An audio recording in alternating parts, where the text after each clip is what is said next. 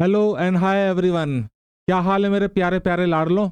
आप सभी का भरपूर स्वागत है मेरे YouTube channel physics by Ravi Rao Singh पर। जैसा कि आप जानते हैं हमारी एक सीरीज चल रही है इलेक्ट्रोस्टैट्स की।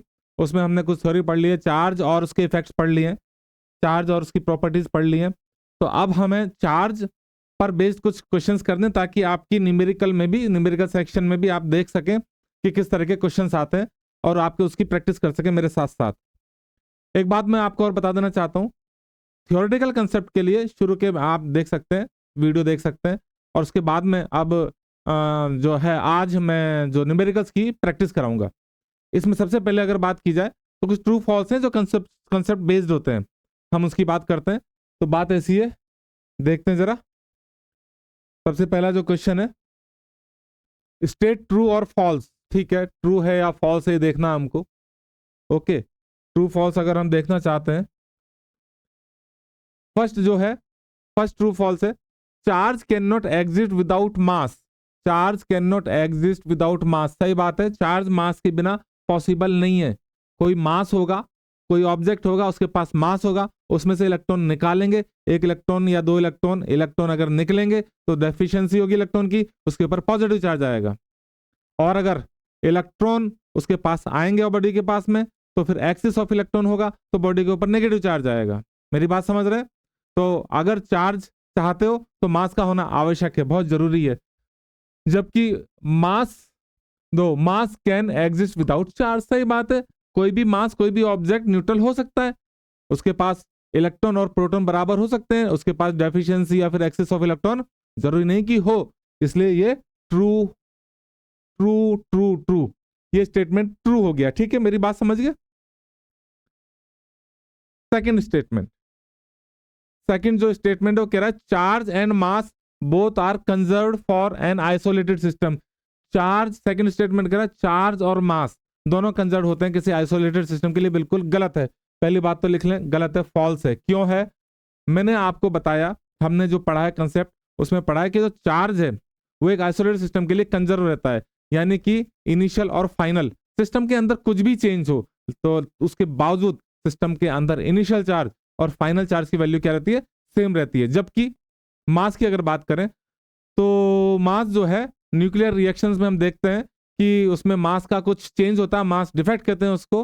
न्यूक्लियस को अगर तोड़ दिया जाए दो न्यूक्लियस में, तो उसके मास में डिफेक्ट आ जाता है और मास में डिफरेंस आ जाता है, रिएक्टेंट और प्रोडक्ट के मास में डिफरेंट आ जाता है, और वही डेल्टा एम मास डिफेक्ट होता है। खैर, तो इस मास डिफेक्ट के जो होता है, ये जो एनर्जी में कन्वर्ट हो जाता है, और एनर्जी होती है उसके लिए E इक्वल टू आइंस्टीन के हिसाब से mc²। तो फिर चार्ज तो कंजर्व्ड है, बस मास, बट मास कंजर्व नहीं है, इसलिए स्टेटमेंट कैसा हो गया? फॉल्स हो गया। थर्ड स्टेटमेंट, थर्ड स्टेटमेंट कहता है electric charge of a body is always quantized. ये बात बिल्कुल सत्य है, किसी भी बॉडी के ऊपर जो चार्ज होता है वो इलेक्ट्रिक चार्ज या चार्ज की बेसिक जो यूनिट होती है E का इंटीग्रल मल्टीपल होता है, यानी कि Q एन ई होता है। यह बात अलग है कि प्लस या माइनस, प्लस तब होता है जब चार इलेक्ट्रॉन्स बाहर निकलते हैं ऑब्जेक्ट से, और ऑब्जेक्ट यानी बॉडी के ऊपर डेफिशिएंसी ऑफ इलेक्ट्रॉन हो जाती है, और अगर इलेक्ट्रॉन्स के ऊपर ज्यादा जाते हैं बॉडी के पास में तो एक्सेस ऑफ इलेक्ट्रॉन हो जाता है, और उसके ऊपर नेगेटिव चार्ज आता है। और E plus C minus C plus 2E minus 2E यही चार्ज हो सकता है, फ्रैक्शन में नहीं हो सकता है, इसलिए चार्ज इज ऑलवेज क्वांटाइज। ठीक है जी, तो ये क्या हो गया? ये ट्रू हो गया। नेक्स्ट, नेक्स्ट स्टेटमेंट पर चला जाए। अगला स्टेटमेंट है चार्ज इज रिलेटिविस्टिकली इनवेरिएंट। ये सही बात है, यानी कि चार्ज जो है वो स्पीड पर या फ्रेम ऑफ रेफरेंस पर डिपेंड नहीं करता है, तो ये ट्रू हो गया है। जबकि बेटा जो मास है, मास वो डिपेंड करता है, वो स्पीड पर डिपेंड करता है, वेलोसिटी बढ़ने के साथ मास बदल जाता है, बढ़ जाता है, और वो होता है m equal to m0 upon √1 minus v² upon c²। ये रिलेशन होता है, ठीक है। तो मास वेलोसिटी के साथ में इंक्रीज होता है, जबकि चार्ज के ऊपर कोई फ्रेम ऑफ रेफरेंस के एक्सेलरेशन से, उसकी स्पीड से कोई फर्क नहीं पड़ता है। ठीक है बच्चा पाड़ी। अब बात करते हैं नेक्स्ट पॉइंट। ये भी फोर्थ है, ये भी फोर्थ है, चलो कोई बात नहीं, इसे फिफ्थ कर देते हैं, ठीक है। ये फिफ्थ पॉइंट है, चार्ज इज ओके, ये तो हो ही गया, सेम ही है। नेक्स्ट पॉइंट है relative permittivity of a medium lies between 0 to infinity. तो जो रिलेटिव परमिटिविटी ऑफ मीडियम होता है वो होता है आपका 0 से इन्फिनिटी नहीं होता है, तो ये फॉल्स हो गया। ये क्या हो गया? फॉल्स हो गया है, ठीक है। तो फिर यहां पर क्या होगा? रिलेटिव परमिटिविटी एप्सिलॉन आर होता है, उसकी वैल्यू 1 से ज्यादा या उसके इक्वल हो सकती है, और इनफाइनाइट या के इक्वल या उससे कम हो सकती है। सो ये स्टेटमेंट भी फॉल्स हो गया। फिर नेक्स्ट स्टेटमेंट है charge body and neutral body can not attract each other. Charge और न्यूट्रल बॉडी अट्रैक्ट कर सकती है, ये कह रहा है कैन नॉट ईच अदर, इसका मतलब फॉल्स है। कैसे कर सकती है बेटा? इंडक्शन में, इंडक्शन में क्या होता है, एक चार्ज बॉडी होती है, एक अनचार्ज बॉडी होती है, ठीक है।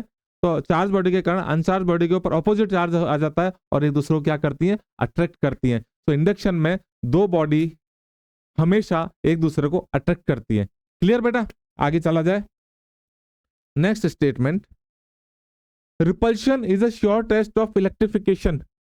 Repulsion is sure test of electrification, ये बिल्कुल ट्रू है।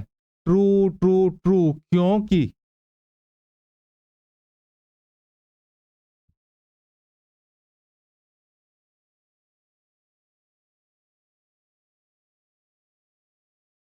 एक छोटी सी टेक्निकल इशू हो गया था, वापस मैं आ गया हूं।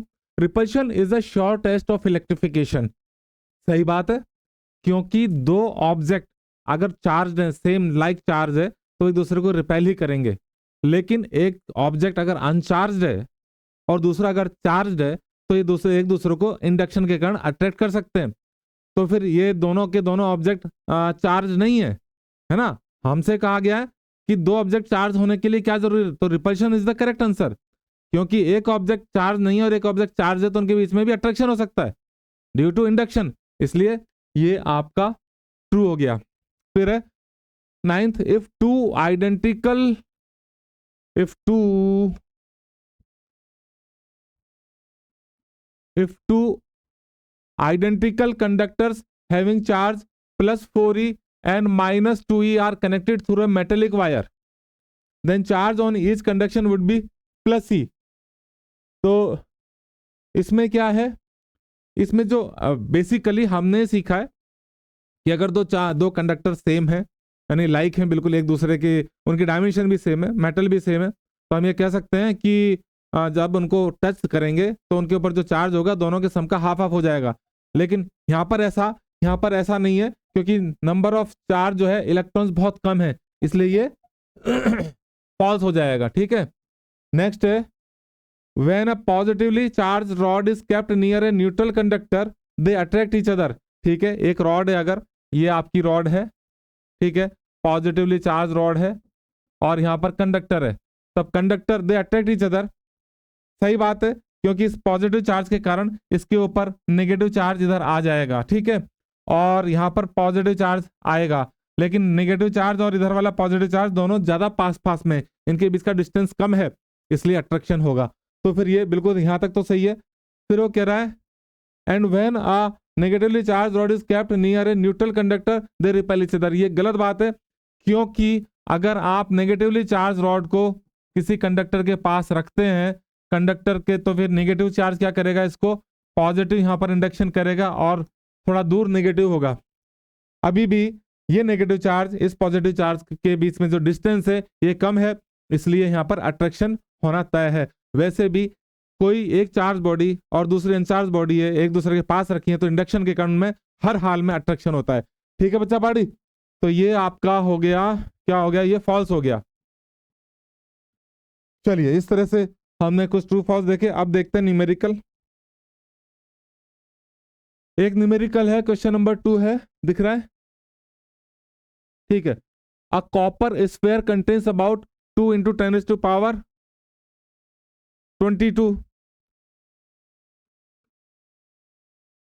दिखता है क्या, जरा मैं देखूं, कट तो नहीं रहा है, ठीक है। A copper sphere contains about 2 × 10⁻22 atoms किसी कॉपर स्फीयर के पास कितने एटम है, नंबर ऑफ एटम्स हैं आपके पास 2 × 10⁻22। The charge on the nucleus on each atom is, एक एटम के पास कितना चार्ज है अंदर, +29 E, इसका मतलब उसके पास 29 इलेक्ट्रॉन्स हैं।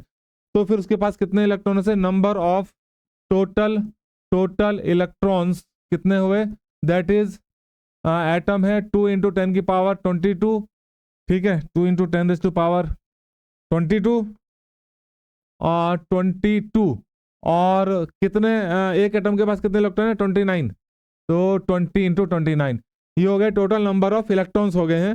फिर आपसे कह रहा what fraction of the electron must be removed from the sphere to give it a charge of 2 microcoulomb. यहाँ थोड़ा गड़बड़ थी इसलिए मैंने पहले करेक्ट कर दिया, माइक्रो है, पिको नहीं है। तो फिर अगर हम इसको 2 माइक्रोकूलम चार्ज दें तो कितने इलेक्ट्रॉन पॉजिटिव इससे कितने इलेक्ट्रॉन इससे निकालने पड़ेंगे। तो नंबर ऑफ इलेक्ट्रॉन्स रिमूव्ड, ठीक है, ये आएगा आपका Q = Ne से। Q = कितना होता है, Ne होता है, तो N हो जाएगा Q/E, ठीक है। यहां से हम क्या निकाल लेंगे, Q कितना दे रखा है आपको, 2 माइक्रोकूलम, 2 माइक्रो यानी 10⁻⁻6 अपॉन E कितना होता है, E इलेक्ट्रॉनिक चार्ज की वैल्यू 1.6 × 10⁻⁻19। आपसे क्या पूछा जा रहा है what fraction of electrons must be removed from the sphere, fraction of electron removed, क्या पूछा जा रहा है, फ्रैक्शन ऑफ इलेक्ट्रॉन्स रिमूव्ड, तो कितना होगा, वो होगा आपका नंबर ऑफ टोटल, ये नंबर ऑफ इलेक्ट्रॉन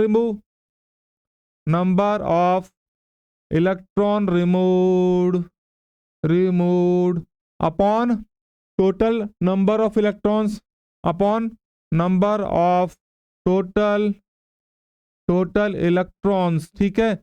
और वो आपके पास ये यहाँ रख दीजिए, तो ये आ जाएगा आपका नंबर ऑफ इलेक्ट्रॉन रिमूव्ड है 2 × 10⁻⁻6 अपॉन 1.6 × 10⁻⁻19 अपॉन डिवाइड करना आपको किससे, नंबर ऑफ इलेक्ट्रॉन है 2 × 10⁻22 × 29।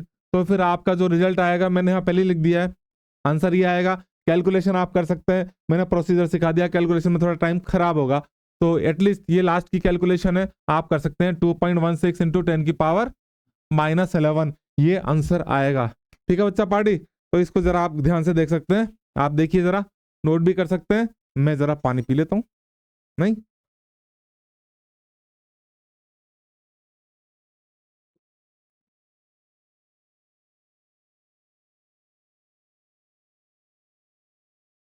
नेक्स्ट क्वेश्चन पर चला जाए। Next question a polythene piece rubbed wool is found to have a negative charge of कितना charge, 3 × 10⁻⁻7 coulomb. Estimate the number of electron transfer from which to which.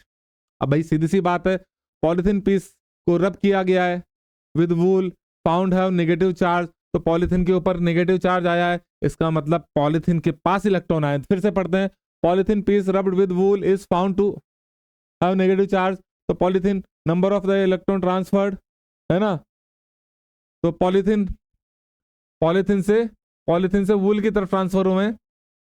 Number polythene piece rubbed with wool is found to have negative charge, sorry polythene के ऊपर negative charge है, polythene के ऊपर negative charge है, तो polythene के पास electron आए हैं, पॉलीथीन के पास इलेक्ट्रॉन आए हैं, वूल से किसके पास आए हैं, वूल से पॉलीथीन के पास आए हैं, ठीक है, वूल से पॉलीथीन के पास आए हैं, वूल टू पॉलीथीन इलेक्ट्रॉन आए हैं, तो फिर कितने इलेक्ट्रॉन का ट्रांसफर होगा, तो वो मिलेगा आपको किससे, Q = Ne से, Q = Ne, ठीक है, तो N = हो जाएगा Q/E हो जाएगा, यही N तो वही है नंबर ऑफ इलेक्ट्रॉन ट्रांसफर्ड, और Q कितना दे रखा है आपको 3 × 10⁻⁻7, तो हो जाएगा 3 × 10⁻⁻7 अपॉन E कितना होता है आप जानते हैं, कितना होता है 1.6 × 10⁻⁻19, जब सॉल्व करेंगे तो आएगा आपका 1.8 × 10⁻12, ठीक है बच्चा पार्टी, ये हो गया।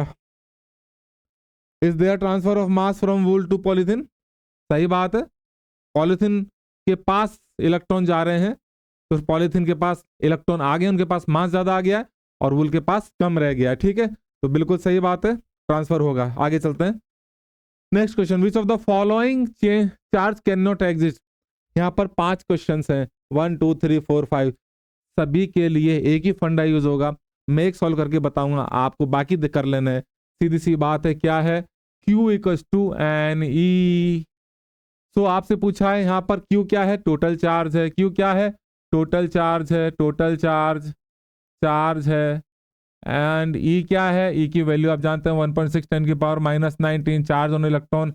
N क्या है, नंबर ऑफ इलेक्ट्रॉन्स। ठीक है, शॉर्ट में लिख दिया। आपसे कह रहा which of the following charge can not exist.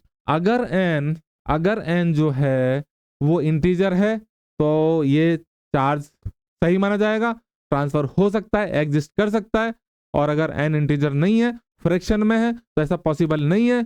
n को इंटीजर में होना जरूरी है, फ्रैक्शन में तो चार्ज कैन नॉट एग्जिस्ट। ठीक है, अब जरा एक क्वेश्चन नंबर 1 की अगर बात करें, फर्स्ट क्वेश्चन की, तो चार्ज है 16 × 10 की पावर -18।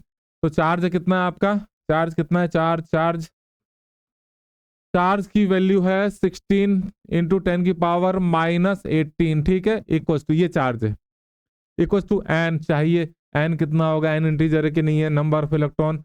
और ई कितना, 1.6 × 10 की power -19। So n will be 16 × 10 की पावर -18 अपॉन 1.6 × 10 की पावर -19। ठीक है, इसे काटेंगे तो बट 10 टाइम्स हो गया। ओके, और अच्छा ये 16 है। ठीक है, और ये ऊपर जाएगा तो हो जाएगा 10 × 10 की पावर -18, ऊपर जाएगा तो प्लस का 19 हो जाएगा, और ये हो जाएगा 10 × 10 की पावर 1। 10 तो n हो गया 100, इसलिए यहाँ पर मैंने 100 कर दिया फर्स्ट आंसर।